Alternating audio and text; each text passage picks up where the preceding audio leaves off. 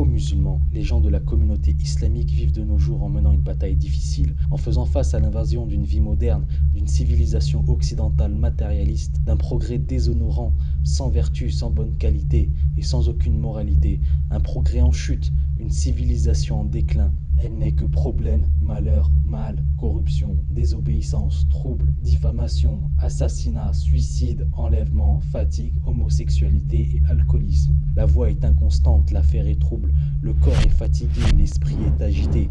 Un progrès qui ne fait pas la différence entre le licite et l'illicite, entre l'utile et le nuisible, des magasins sans utilité, des clubs de distraction et des cœurs vides. Un progrès décevant qui est incapable de protéger les gens. Il n'a pas pu protéger leur bien ou leur honneur, ou assécher leurs larmes, ou encore leur procurer le bonheur dans leur vie. Difficultés, malheurs, soucis, problèmes, tourments. Voilà le châtiment de ceux qui refusent les lois du Seigneur des mondes. Des moyens de divertissement qu'on ne peut compter et qui ont été fabriqués pour faire oublier les inquiétudes et les dangers de l'insomnie et qui ont donné aucun résultat positif. C'est ainsi qu'Allah impose le châtiment de leurs actes impurs à ceux qui ne croient pas. Une civilisation qui a produit et inventé. Voilà que sa destruction provient de ce qu'elle a produit et de ce qu'elle a inventé.